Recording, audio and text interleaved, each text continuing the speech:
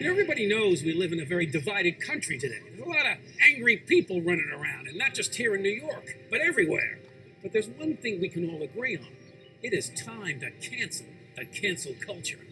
Finally, New Rule liberals need a stand your ground law for cancel culture, so that when the woke mob comes after you for some ridiculous offense, you'll stand your ground.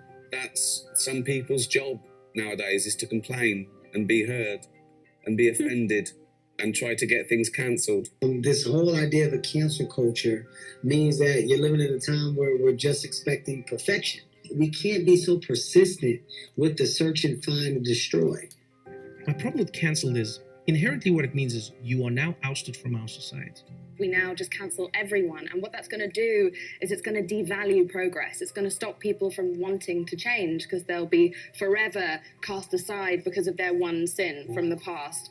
I think our societies have become harder and less understanding, less tolerant, less forgiving. And I my question today was, where does forgiveness live in our society? I was just reading about how, Gen Z is trying to cancel Eminem because of one line that was in a Rihanna song that he did with her. And I'm just like, is that where we are right now? I mean, at this point, you're talking about the Salem witch trials. Don't stop even when my hair turns gray. I do this thing. Won't stop until they cancel me. There's a creepy PC thing out there that really bothers me. How stupid is that cancel thing? They're literally running out of people to cancel. They're going after dead people now. They're trying to cancel John Wayne.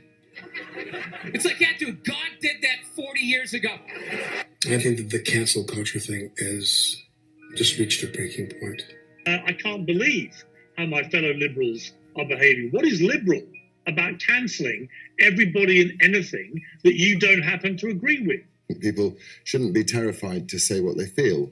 And I think what sort of world do we want to live in? Do we want to live in a world where people are frightened and every single part of everything they say is picked apart and made to be problematic? Or should people be allowed to express themselves and risk offending other people with their opinion? A cover story this morning. Dave Chappelle is under fire after his latest stand-up special dropped on Tuesday. There's mounting backlash over claims of harmful transphobic and homophobic remarks, and LGBTQ groups are swift to respond, putting Netflix even under the microscope too. Our Chris Connolly has the story. Gay people get mad at me, lesbians get mad at me, but I'm gonna tell you right now, this is true. These transgenders, these want me dead.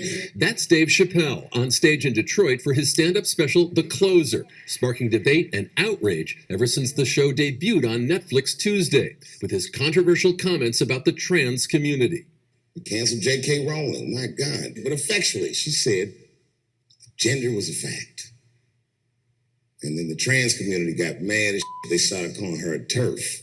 TERF stands for Trans Exclusionary Radical Feminist.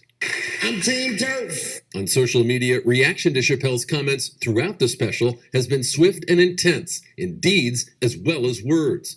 Netflix, I'm done, declared Jacqueline Moore, former showrunner of the acclaimed series Dear White People, who told of her own transition during Pride Week on Netflix. I will not work with them as long as they continue to put out and profit from blatantly and dangerously transphobic content. GLAAD issuing a statement saying, in part, Dave Chappelle's brand has become synonymous with ridiculing trans people and other marginalized communities. And from National Black Justice Coalition President David J. Johns, with 2021 on track to be the deadliest year on record for transgender people in the United States, the majority of whom are Black transgender people, Netflix should know better. Netflix should immediately pull The Closer from its platform. Any of you who have ever watched me know that I have never had a problem with transgender people. If you listen to what I'm saying, clearly, my problem has always been with white people. There's been no comment as yet from Netflix. Chappelle has long rejected the charge that he is transphobic. His fans have hailed what they consider his comic fearlessness, especially in dealing with racism in American life. In The Closer, Chappelle saying this to the LGBTQ community. I am not telling another joke about you until we are both sure that we are laughing together. For Good Morning America, Chris Connolly, ABC News, Los Angeles.